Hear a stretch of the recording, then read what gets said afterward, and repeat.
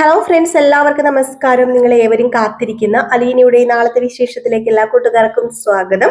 എല്ലാവർക്കും നല്ലൊരു ശുഭരാത്രി നേർന്നുകൊണ്ട് തന്നെ നാളത്തെ വിശേഷത്തിലേക്ക് കടക്കാം. ഇന്നത്തെ രാവിലത്തെ വിശേഷം പോസ്റ്റ് ചെയ്യാൻ പറ്റിയിരുന്നില്ല. ഞാനൊരു സ്ഥലം വരെ പോയേക്കായിരുന്നു കേട്ടോ. അപ്പൊ ടൈം കിട്ടിയില്ല പോസ്റ്റ് ചെയ്യാണ്, അതാണ് പോസ്റ്റ് ചെയ്യാത്തത്. അപ്പൊ എല്ലാവരോടും ഒരു ക്ഷമയൊക്കെ ചോദിച്ചുകൊണ്ട് തന്നെ വിശേഷത്തിലേക്ക് കടക്കാം. അപ്പൊ ഇന്നത്തെ വിശേഷമൊക്കെ നിങ്ങൾ കണ്ടു കാണുമല്ലോ. അപ്പൊ ഞാൻ വിശേഷത്തിലേക്ക് കടക്കാണ്. അപ്പൊ നാളത്തെ വിശേഷം എന്ന് പറയാൻ പോകുന്നത് വേറൊന്നുമല്ല, നമ്മുടെ അലീനയെ കുറിച്ചുള്ള ചർച്ച തന്നെയാണ്. എവിടെ? അങ്ങ് കൈതക്കല്. അപ്പം അലീന ബാലചന്ദ്രന്റെ മകളാണെന്ന് പറഞ്ഞുകൊണ്ടാണല്ലോ ഇത്രയും ദിവസമൊക്കെ ഇരുന്നത്. വൈജയ്ക്ക് അറിയാം ബാലചന്ദ്രന്റെ മകളല്ലെന്ന്, അത് വേറെ കാര്യം. എങ്കിൽ പോലും കമലയൊക്കെ വിശ്വസിച്ചിരുന്നു ബാലചന്ദ്രന്റെ മകള് തന്നെയാണ് ഈ പറയുന്ന നമ്മുടെ അലീന എന്ന്. അങ്ങനെ നമ്മുടെ നിരഞ്ജനയുടെ വായിൽ നിന്ന് വീഴുകയാണ്, അതിന് ബാലചന്ദ്രന്റെ മകളല്ലല്ലോ അലീന എന്ന്. അലീന ചേച്ചി ബാലചന്ദ്രൻ എന്നല്ല, അങ്കിളിന്റെ മകനല്ലല്ലോ, മകളല്ലല്ലോ അലീന ചേച്ചി എന്ന്. ഇത് കേട്ട് കഴിഞ്ഞപ്പോഴത്തേക്ക് എന്തേലും കേൾക്കാൻ നോക്കിയിരിക്കുകയാണല്ലോ നമ്മുടെ വൈജയ്ക്ക്. വൈജ അങ്ങോട്ട് തുടങ്ങി, ആഹാ, അപ്പം ബാലചന്ദ്രന്റെ മകളല്ല അലീന, പിന്നെ എങ്ങനെ, എന്തിന് അവളെ അവിടെ നിർത്തിയിരിക്കുന്നു?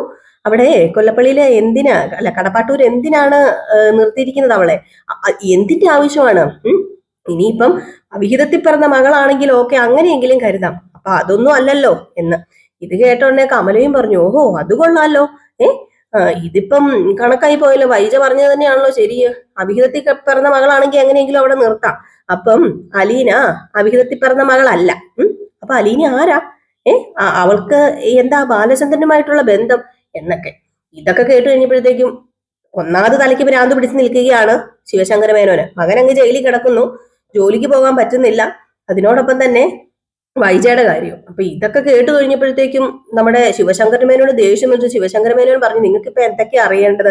ബാലചന്ദ്രന്റെ മകളല്ല അലീന, അത് സത്യം തന്നെയാണ്. നിരഞ്ജൻ ഇപ്പൊ അത് പറഞ്ഞിട്ടുണ്ടെങ്കിൽ അത് സത്യം തന്നെയാണ്. പക്ഷേ ഞങ്ങൾ ബാലചന്ദ്രന്റെ കൂടെ സപ്പോർട്ട് ചെയ്ത് നിൽക്കുന്നുണ്ടെങ്കിൽ, നിന്റെ ആങ്ങളമാര് ബാലചന്ദ്രന്റെ കൂടെ സപ്പോർട്ട് ചെയ്ത് നിൽപ്പുണ്ടെങ്കിലേ അതിന് എന്തെങ്കിലും ഒരു കാരണം ഉണ്ടെന്ന് കൂട്ടിക്കണം. അത് അവന്റെ ഭാഗത്ത് ശരി തന്നെയാണെന്ന് അങ്ങ് കൂട്ടിക്കോണെന്ന്. ഇതും കൂടെ കേട്ട് കഴിഞ്ഞപ്പോഴത്തേക്കും നമ്മുടെ കമല എങ്ങനെയെങ്കിലും വൈജനെ അവിടെ നിന്ന് അടിച്ചോടിക്കാൻ വേണ്ടി നിൽക്കുകയാണല്ലോ. വൈജ അവിടെ താമസിക്കുന്ന കമലക്ക് ഇഷ്ടമല്ല. മിക്കവർക്കും അങ്ങനെയൊക്കെ തന്നെയാണല്ലോ. ഒരു പരിധി കൂടുതൽ വീട്ടിൽ വന്ന് നിന്ന് കഴിയുമ്പോഴത്തേക്ക് ഇഷ്ടപ്പെടത്തില്ല. അത് സ്വയമേ നമ്മൾ അറിഞ്ഞിട്ടങ്ങ് മാറിക്കോണം. ഈ പറയുന്ന നമ്മുടെ വൈജയ്ക്ക് സത്യം പറഞ്ഞു കഴിഞ്ഞിട്ടുണ്ടെങ്കിൽ ഭയങ്കര അഭിമാനമാണ്. ഭയങ്കര അഭിമാനിയാണെങ്കിൽ വേറെ വീട്ടിൽ പോയി താമസിക്കണം. ഇതിപ്പം കമലയും അതുപോലെ അവര് കുടുംബമായിട്ട് താമസിക്കുന്നിടത്ത് വന്ന് താമസിക്കുന്നത് സത്യം പറഞ്ഞു കഴിഞ്ഞാൽ ഒരു പരിധി കൂടുതൽ നിൽക്കുന്നത് ശരിയല്ലല്ലോ. അപ്പൊ കമല പറയുന്നതിന് കാര്യമുണ്ട്. പിന്നെ കുടുംബമാണ്, കുടുംബ വീടാണ്, അത് വൈജയ്ക്ക് അവകാശപ്പെട്ടതാണ്. എല്ലാ സൈഡിൽ നിന്ന് നോക്കിയാലും ശരിയുണ്ട് തെറ്റുമുണ്ട്. ഏതായാലും നമ്മുടെ കമലക്ക് ഇത് കിട്ടിക്കഴിഞ്ഞപ്പോഴത്തേക്കും പിന്നെ കമല അങ്ങോട്ട് ശിവശങ്കര മേനോന്റെ ചെവി അങ്ങോട്ട് കടിച്ചു തിന്നാൻ തുടങ്ങിട്ടോ. നിങ്ങൾ എന്തിനാണ് അവളിവിടെ നിർത്തിയിരിക്കുന്നത്? ഇനി പൊന്നാര പെങ്ങളുടെ ന്യായം പറഞ്ഞു വല്ലോ എൻ്റെ അടുത്ത് വന്നാ ഉണ്ടല്ലോ, നിങ്ങൾ തന്നെ പറയുന്നുണ്ടല്ലോ നിങ്ങളുടെ പെങ്ങളുടെ സൈഡിൽ ന്യായമില്ലെന്ന്. ഇനി വല്ല ന്യായവും പറഞ്ഞ് നിങ്ങളെ പെങ്ങളെ സഹായിക്കാനായിട്ട് ഇനി എൻ്റെ മുമ്പിൽ ഇത് വല്ലോ ചെയ്ത് നിങ്ങൾ ഇനി നിങ്ങളുടെ പെങ്ങളെ സഹായിക്കാനായിട്ട് അല്ലെങ്കിൽ പെങ്ങളുടെ കുടുംബജീവിതം രക്ഷിക്കാനായിട്ട് നിന്ന് കഴിഞ്ഞാൽ നിങ്ങളുടെ കുടുംബജീവിതമായിരിക്കും മനുഷ്യ പോകുന്നത്. ഞാൻ ഇറങ്ങിയതിൻ്റെ പാട്ടിന് പോകും, എന്നിട്ട് ലാസ്റ്റ് പെങ്ങളും ആങ്ങളെയും ഒക്കെ കൂടി എന്താണെന്ന് വെച്ചാൽ ഇവിടെ എന്ത് വേണമെങ്കിലും ആയിക്കുമെന്ന്. ഇത് കേട്ട് കഴിഞ്ഞപ്പോഴത്തേക്ക് ശിവശങ്കര മേനോൻ പറഞ്ഞു, എന്റെ പൊന്നു കമലെ നീ ഒന്ന് നിർത്ത്, വൈജയ്ക്കോ വെളിവില്ല, പിന്നെ നിനക്ക് പണ്ടേ വെളിവില്ലെന്ന് എനിക്കറിയാം, നീ ഈ പറയുന്ന എരുതിയിൽ എണ്ണ ഒഴിക്കരുതേ എന്ന്. അപ്പൊ ഈ ഒരു ഭാവമൊക്കെ ഞാൻ ഇന്നലെയും പറഞ്ഞിരുന്നു കേട്ടോ, ഇന്നലത്തെ എപ്പിസോഡിലും പറഞ്ഞിരുന്നു. ഇതൊക്കെ കഴിഞ്ഞ് കഴിഞ്ഞപ്പോഴത്തേക്കും നമ്മുടെ മനു അവിടെയുണ്ട്. അപ്പം പിന്നെ അടുത്തത് മനുവിനോടായി. മനുവിന്റെ വെക്കിട്ടാണ് ഈ പറയുന്ന കമലയും വൈജയും ഒക്കെ കയറുന്നത്. വൈജയ്ക്കാണെങ്കിൽ ചോറിഞ്ഞ് കയറിയിട്ട് വൈജ നേരെ ചെന്നു നമ്മുടെ മുത്തശ്ശി അവിടെ കിടപ്പുണ്ടല്ലോ. ഇനിയിപ്പോ മുത്തശ്ശിയോട് എന്തെങ്കിലുമൊക്കെ പറഞ്ഞാലേ നമ്മുടെ വൈജയ്ക്ക് ചെയ്ത് സമാധാനം കിട്ടത്തുള്ളൂ. നേരെ ചെന്നു, നേരെ മുത്തശ്ശിയുടെ അടുത്ത് ചെന്നിട്ട് അല്ലെങ്കിലും എനിക്കറിയായിരുന്നു ഇതൊന്നും അല്ല സത്യം എന്ന്. അപ്പോഴത്തേക്കും എന്താടി നീ പൊലമ്പി നടക്കുന്നത്? നിനക്ക് എന്താ വേണ്ടത്? എന്താ പറ്റിയത്? നിന്റെ പ്രശ്നങ്ങളൊന്നും ഇതുവരെ തീരാറായില്ല. എന്റെ പൊന്നു വൈജെ, നീ നിന്റെ ആങ്ങളമാര് പറയുന്നത് ഒന്നെങ്കിൽ ഒന്ന് അനുസരിക്ക്, നീ അങ്ങ് പോകാൻ നോക്ക്, കടപ്പാട്ടൂര് നീ പോകാൻ നോക്കെന്ന് പറഞ്ഞപ്പോഴത്തേക്കും ആങ്ങളമാര് പറയുന്നത് ഞാൻ അനുസരിക്കാം. ദേ അമ്മയ്ക്കൊരു കാര്യം അറിയാമോ? ഇത്രയും ദിവസം ആ പെണ്ണിനെ അവിടെ വീട്ടിൽ കയറ്റി താമസിച്ചത് എന്തോ ഓർത്തിട്ടാ? അല്ലെങ്കിൽ എന്തായിരുന്നു അതിന് കാരണം? ബാലചന്ദ്രന്റെ അവിഹിതത്തിലുള്ള മകള്. ഞാൻ അന്ന് പറഞ്ഞിട്ട് ആരും വിശ്വസിച്ചില്ലല്ലോ, ഇപ്പൊ മനസ്സിലായല്ലോ. അതിനിപ്പോ എന്താ വൈജ പറ്റിയത്? നീ എന്തൊക്കെയാ പെണ്ണെ നീ കിടന്ന് പറയുന്നതെന്ന് ചോദിച്ചപ്പോ, അതേ ബാലചന്ദ്രന്റെ അവിഹിതത്തിലുള്ള മോളല്ല അലീന, അവൾ എവിടെന്നോ പിഴച്ച കേറിയും മൂട്ടി വന്ന് നിൽക്കുന്നതാ എന്റെ കെട്ടിയവനെ തട്ടിക്കൊണ്ടു പോകാനായിട്ട്. അങ്ങേരാണെങ്കില് ചെറുപ്പക്കാരി പെണ്ണിനെ കണ്ടങ്ങോട്ട് മയങ്ങി കിടക്കല്ലേ എന്ന് പറഞ്ഞപ്പോ, ഓ നീ ഇതുപോലെ അവിക്കാതി എന്ന് പറഞ്ഞുണ്ടാക്കാതെ എന്റെ പൊന്നു വൈജയ, നീ എന്തിനാ ഇതുപോലെ അവിക്കാതി പറഞ്ഞുണ്ടാക്കുന്ന ആ ചെറുക്കനെ കുറിച്ച്? അവൻ എന്ത് തെറ്റാ ചെയ്തത്? അവന് ഒരു പെണ്ണിനെ അങ്ങോട്ട് താമസിക്കാൻ കൊണ്ടുവന്നിട്ടുണ്ടെങ്കിൽ അതിപ്പോ അവിക്കാതി പറഞ്ഞുണ്ടാക്കേണ്ട കാര്യമുണ്ടോ? ഷോ, ഇതിപ്പം ഈ തരം താഴ്ന്ന പെണ്ണുങ്ങൾ പറയുന്ന പോലെ, ഓ തരം താഴ്ന്ന പെണ്ണുങ്ങള്, അതെ ഇതിന്റെ തെണ്ണം അമ്മയ്ക്ക് മനസ്സിലാകണമെങ്കില് ദേ മരിച്ചുപോയില്ലേ എന്റെ അച്ഛൻ കുഞ്ഞിരാമമേനോൻ, ആ കുഞ്ഞിരാമമേനോൻ ഇവിടെ ഒരു പെണ്ണിനെ വിളിച്ചോണ്ട് വരണമായിരുന്നു. സഹിക്കുമായിരുന്നു അമ്മയ്ക്ക്? അമ്മയ്ക്ക് സഹിക്കാൻ പറ്റുമായിരുന്നോ? ഇത് കേട്ടപ്പോഴത്തേക്ക് എന്റെ പൊന്നു പെണ്ണെ, നീ ഒന്ന് നിർത്ത്. അതെ, ഈ കുഞ്ഞിരാമമേനോന്റെ കഥയും ബാലചന്ദ്രമേനോന്റെ കഥയുമല്ല, ദേ നിന്റെ കഥ ഞാൻ എടുത്തിടും. ആവുന്ന കാലത്തിലെ നീ കാണിച്ചു കൂട്ടിയ തെമ്മാടിത്തരം എന്താണെന്നും എന്താ സംഭവിച്ചതെന്നും നീ എന്നെ കൊണ്ട് പറയിപ്പിക്കരുത്. എന്നിട്ടാണ് നീ മനഃപൂർവ്വം ഒരു മനുഷ്യന്റെ പുറത്ത് ചെളിവാരി എറിയാൻ നോക്കുന്നതെന്ന് നീ ഓർത്തോണെന്ന്. ഇത് കേട്ടത് ഇത് പറഞ്ഞ് നിങ്ങൾക്ക് എന്നെ വായടപ്പിക്കാൻ പറ്റൂലോ? അതാണല്ലോ ആങ്ങളമാരും അമ്മയും എല്ലാവരും കൂടെ ചെയ്യുന്നത്. ഞാൻ പറഞ്ഞതാ, വേണ്ട വേണ്ട വേണ്ട, ഈ ഒരു ബന്ധം എനിക്ക് വേണ്ടെന്ന്. അന്ന് എല്ലാവരും കൂടെ എന്നെ എന്താ ചെയ്തത്? നിർബന്ധിച്ച് വിവാഹത്തിന് സമ്മതിപ്പിച്ചു. പിന്നെ ബാക്കി കഥകളൊന്നും എന്നെ ഇവിടെ കൊണ്ട് വിളമ്പിക്കരുത്. അന്ന് ഞാൻ പറഞ്ഞായിരുന്നോ എനിക്ക് വിവാഹം കഴിക്കാൻ മുട്ട് നിൽക്കുമെന്ന് ഞാൻ പറഞ്ഞായിരുന്നോ? ഇല്ലല്ലോ. എനിക്കൊരു ജീവിതം വേണ്ടാന്ന് പറഞ്ഞപ്പം ആങ്ങളമാരും അച്ഛനും കൂടെ ചേർന്ന് നിർബന്ധിച്ചല്ലേ ബാലചന്ദ്രൻ എന്റെ കഴുത്തിൽ താലി കെട്ടിയത്. അത് താലി അല്ലായിരുന്നു, കോലക്കയറായിരുന്നു, കോലക്കയറ്. ഇപ്പോഴല്ലേ എനിക്ക് മനസ്സിലായത്. എങ്ങനെയോ 3 പിള്ളേരുണ്ടായിപ്പോയി. ഇല്ലായിരുന്നെങ്കിൽ ഉണ്ടല്ലോ, ഞാന് കൂടുതൽ പറയാൻ നിൽക്കുന്നില്ലെന്ന് പറഞ്ഞപ്പം, വൈജയ് നീ അടങ്ങ്. ഞാൻ കുഴി കാല് നീട്ടിയായി കിടക്കുന്നത്. മടുത്തു, സഹിച്ചു മടുത്തു. എനിക്കിനി പറ്റത്തില്ല. ഇനി നീ എന്തെങ്കിലുമൊക്കെ ചെയ്തു കഴിഞ്ഞാൽ ഞാന് വിളിച്ചു പറയും ബാലചന്ദ്രനോട് കഥകളൊക്കെയാണ്. ഇത് കേട്ടതും അമ്മ എന്താ പറഞ്ഞത്? ബാലചന്ദ്രനോട് കഥകൾ വിളിച്ചു പറയുന്നു? എന്ത് കഥ അമ്മയ്ക്ക് പറയാനുള്ളത്? എന്ത് കഥ? പണ്ടെങ്ങാണ്ട് എന്നെ കൊണ്ട് കൂടുതലൊന്നും പറയിപ്പിക്കരുതമ്മ. അന്ന് സംഭവിച്ചത് എന്താണെന്നും അത് മറക്കാനും ഒക്കെ ഞാൻ ഒരുപാട് ശ്രമിച്ചതാ. എന്നിട്ടും എന്നെ കൊണ്ട് പറ്റിയില്ല. എന്നിട്ട് നിങ്ങൾ അതെങ്ങനെയൊക്കെയോ തേച്ചു മാറ്റി കളഞ്ഞു എന്റെ മനസ്സിൽ നിന്ന്. എന്നാലും എന്റെ മനസ്സിൽ നിന്ന് പോയില്ല. പിന്നെ നിങ്ങൾ എന്ത് ചെയ്തത്? എന്നൊരു വിവാഹം കഴിപ്പിച്ചു. അപ്പോഴും എന്റെ മനസ്സിൽ നിന്നെല്ലാം മാഞ്ഞു പോകുന്നു ഓർത്തു. എല്ലാം ഞാൻ മറന്നു, മായ്ച്ചു കളഞ്ഞു. പക്ഷേ ആ മായ്ച്ചു കളഞ്ഞതിന്റെ മുറിപ്പാടുണ്ടല്ലോ, അല്ലെങ്കിൽ ആ പാടുണ്ടല്ലോ, ഇപ്പോഴും എന്റെ മനസ്സിൽ കിടപ്പുണ്ട്. അതൊന്നും ഞാൻ ആരുടെയും മുമ്പിൽ തുറന്നു കാണിക്കുന്നില്ല. പിന്നെ എന്നെയും ബാലചന്ദ്രനായിട്ട് കമ്പയർ ചെയ്യരുത്. വിവാഹം കഴിഞ്ഞതിൽ പിന്നെ ഞാൻ ആരെങ്കിലും എന്റെ ജീവിതത്തിലേക്ക് കൂട്ടിക്കൊണ്ടു വന്നോ? ഇല്ലല്ലോ. ഞാൻ അങ്ങനെ പോയോ? ഇല്ലല്ലോ. പക്ഷെ അങ്ങനെയാണോ ബാലചന്ദ്രൻ ചെയ്തിരിക്കുന്നത്? വിവാഹം കഴിഞ്ഞതിന് ശേഷം മകളുടെ അത്രയും ബബിതേനേക്കാളും 2-3 വയസ്സിന് മൂത്തൊരു പെണ്ണിനെ വീട്ടിൽ വിളിച്ച് കയറ്റിയിരിക്കുന്നു. എന്നിട്ട് ഹവിക്കാതി പറഞ്ഞു ഉണ്ടാക്കുവാണെന്ന് അമ്മ പറഞ്ഞാൽ മതി. എന്നെ കൊണ്ടൊന്നും പറയിപ്പിക്കണ്ട. ഞാൻ ആർക്കും ഒരു ശല്യമായി നിൽക്കില്ല ഇവിടെ. ഞാൻ പൊക്കോളാം. ഇടയ്ക്ക് മുറുക്കലും തൊങ്ങലും ഒക്കെ വെച്ച് ഇവിടെ ഓരോരുത്തർ പറയുന്നുണ്ട് വൈജ ഇവിടെ എല്ലാവർക്കും ഒരു അധികപ്പറ്റാണെന്ന്. ഒരിക്കലും വൈജ ആർക്കും ഒരു അധികപ്പറ്റാവില്ല. വൈജയ്ക്ക് സ്വന്തമായിട്ട് ജീവിക്കാനുള്ള കഴിവും പ്രാപ്തിയും ഉണ്ട്.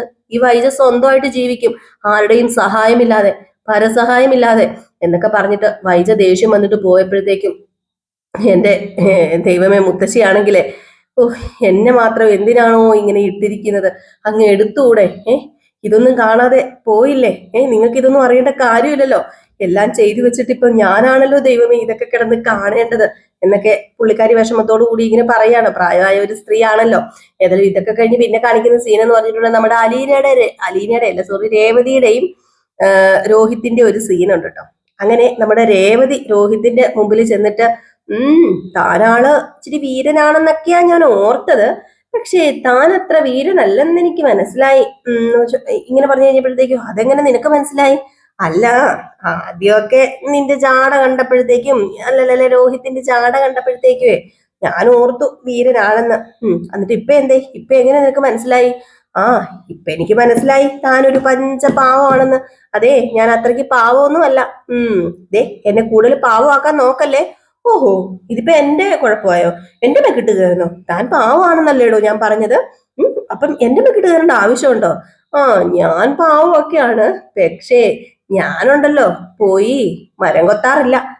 മരം കൊത്താറില്ലെന്നോ? അതാരാ പറഞ്ഞത്? ഞാൻ മരം കൊത്താറില്ല. അല്ല, ഇവിടെ ചില മരം കൊത്തികളൊക്കെ ഉണ്ടല്ലോ എന്ന്. ഇത് കേട്ടതും ഇതാരാ പറഞ്ഞത്? എനിക്കിപ്പൊ അറിയണം. ഇതാരും എന്നോട് പറഞ്ഞില്ല, ഞാനേ കേട്ടതാ. ഗ്രേസി ആന്റി നിങ്ങളോടും അലീന ചേച്ചിയോടും ഈ നിൽക്കുന്ന രേവതി കുട്ടിയോടൊക്കെ പറഞ്ഞ് ഞാൻ കേട്ടു, എന്റെ ചെവിയും കൊണ്ട് കേട്ടു. ഏതായാലും മരം കൊത്തിയുടെ അത്ര ഇല്ലല്ലോ ഈ വീരൻ എന്ന് പറഞ്ഞപ്പോഴത്തേക്കും ദേ ഇനി എന്നെ അങ്ങനെ വിളിച്ചാലുണ്ടല്ലോ, എന്താ ഇനി അങ്ങനെ വിളിച്ചാൽ എന്ത് ചെയ്യും? മരം കൊത്തി മരം കൊത്തി മരം കൊത്തി. നീ എന്താ വിചാരിച്ചത് എനിക്ക് മാത്രമേ ഇരട്ട പേരിടാൻ പറ്റത്തുള്ളൂന്നോ? ഈ ഇരട്ട പേര് നീ എനിക്കിട്ടതാ, പക്ഷേ നിന്റെ ഇരട്ട പേരുണ്ടല്ലോ ഞാനിട്ടതല്ല. നിന്റെ സ്വഭാവം കണ്ടിട്ട് എല്ലാവരും കൂടെ ഇട്ടതാ. നീ അല്ലെങ്കിലുവേ ഒരാളെ കൈ കിട്ടിയ കൊത്തിപ്പറിക്കും, ആ മരത്തിൽ പോയി കൊത്തുവരെ അതുപോലെ തന്നെ നീ കൊത്തിപ്പറിക്കും എന്ന് പറഞ്ഞപ്പോഴത്തേക്കും നീർക്കുന്നുണ്ടോ രോഹിതേട്ടാ, എനിക്ക് ദേഷ്യം വരും കേട്ടോ, ഇനി എന്നെ അങ്ങനെ വിളിക്കില്ലേ എന്നിങ്ങനെ പറഞ്ഞപ്പോഴത്തേക്കും ആയിക്കോട്ടെ ആയിക്കോട്ടെ, എന്നാ ഇനി അങ്ങനെ വിളിക്കുന്നില്ല, ഇനി വീരാന്ന് ഇങ്ങോട്ടും വിളിച്ചേക്കരുത്. അത് പിന്നെ ഞാൻ ഇനി വിളിക്കത്തില്ല. എന്നാ ഇനി ഞാൻ മരക്കൊത്തിന്ന് വിളിക്കത്തില്ല, മരക്കൊത്തിന്ന് പറഞ്ഞിട്ട് നമ്മുടെ രോഹിത് അവിടെ നിന്ന് ഓടി പോവാണ് കേട്ടോ.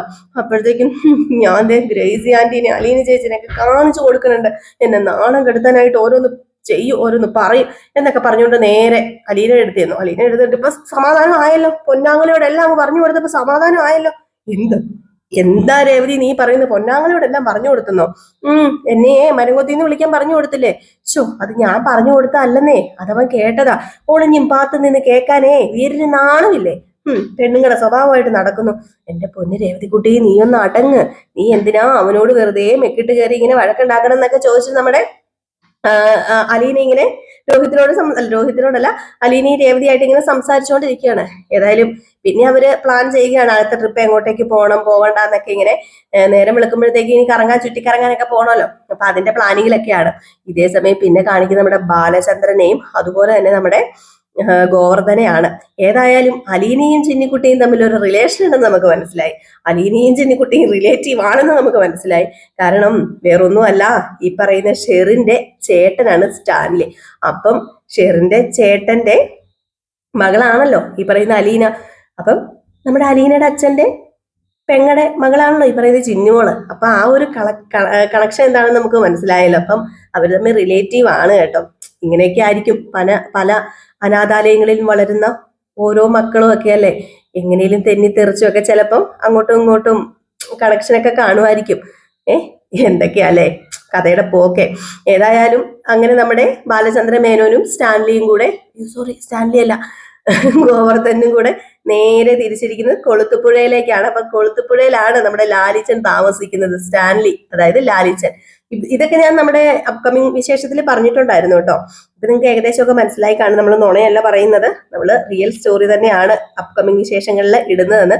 അത് റിയൽ സ്റ്റോറി ന്യൂവിനകത്താട്ടോ നമ്മൾ ചെയ്യുന്നത്. അതിന്റെ ലിങ്ക് നമ്മൾ ഇതേലും പോസ്റ്റിൽ കൊടുത്തിട്ടുണ്ട് കേട്ടോ. അപ്പൊ നമ്മൾ സ്ഥിരം ചെയ്യാറുണ്ട്, ചിലപ്പം ഒന്നിടവിട്ട ദിവസങ്ങളിലാണ് നമ്മളത് ചെയ്യുന്നത്. അതായത് അപ്കമിങ് വിശേഷം അലീനയുടെ വരാനിരിക്കുന്ന കഥയെ. അപ്പം അതും വലിയ ട്വിസ്റ്റ് ഒക്കെ തന്നെയാണ്. അപ്പൊ അത് നമുക്കാണെങ്കിൽ നിങ്ങളൊന്ന് ലിങ്ക് കയറി ഒന്ന് നോക്കിയാൽ മതി. അപ്പം എല്ലാവരും കാത്തിരിക്കട്ടോ. അപ്പം നാളെ ഏകദേശം ഈ ഒരു ഭാഗമൊക്കെ കാണിച്ചിട്ടായിരിക്കാം വിശേഷം അവസാനിക്കുന്നത്. അപ്പൊ അടിപൊളി വിശേഷങ്ങളാണ് വരാനിരിക്കുന്നത്, ആരും മിസ് ചെയ്ത് കളയരുത് കേട്ടോ. നമ്മൾ എന്നും രാവിലെ കറക്റ്റ് 7:30 7:45 ആകുമ്പോഴത്തേക്കും വീഡിയോസ് ഇടാറുണ്ട്. 7:30 അല്ല 7:15 ആകുമ്പോഴത്തേക്കും നമ്മൾ നമ്മുടെ ഈ ഒരു അലീനയുടെ കഥ ഇടാറുണ്ട്. രേവതിയുടെയും സച്ചിയുടെയും കഥയും നയനിയുടെയും ആദർശിന്റെയും കഥയും ഒക്കെ നമ്മൾ ചെയ്യുന്നുണ്ട് കേട്ടോ. അത് നമ്മൾ ജിൽ ചിന്നു എന്ന നമ്മുടെ മെയിൻ ചാനൽ ഉണ്ടല്ലോ, അതിലാണ് നമ്മൾ ചെയ്യുന്നത്. അപ്പൊ ഇനിയിപ്പോ നാളത്തെ കഴിഞ്ഞ് വരാൻ പോകുന്ന, അതായത് നാളെ ഇനിയിപ്പോ നമുക്ക് വിശേഷം മിക്കവാറും നമുക്ക് ഈ വിശേഷമുണ്ട്. സച്ചിയുടെ രേവതിയുടെ ഒക്കെ കഥ നാളെ കാണുമെന്ന് സംശയമൊക്കെയാണ് കേട്ടോ. ചിലപ്പോൾ നാളെ സച്ചിയുടെ രേവതിയുടെയും കഥ കാണത്തില്ല. നമ്മുടെ നയനിയുടെയും ആദർശിന്റെയും ഇന്നത്തെ ഫുൾ വിശേഷം ഇതുവരെ എത്തിയിട്ടുമില്ല കേട്ടോ. അപ്പൊ കാത്തിരുന്ന് തന്നെ കാണാം. അപ്പൊ നിങ്ങളുടെ സ്നേഹവും സപ്പോർട്ടും ആവശ്യമാണ്. തീർച്ചയായും നിങ്ങളുടെ സ്നേഹവും സപ്പോർട്ടും ലൈക്കിലൂടെയും കമന്റിലൂടെയും സബ്സ്ക്രൈബിലൂടെയും ഹൈപ്പിലൂടെയും ഒക്കെ തരുമെന്ന് വിശ്വസ്തയോടുകൂടി നിർത്തുകയാണ്. നെക്സ്റ്റ് വീഡിയോ ആയിട്ട് കാണാം. അപ്പൊ ലൈക്ക് ചെയ്യാനും ഹൈപ്പ് ചെയ്യാനും മറക്കരുത് കേട്ടോ. Bye bye.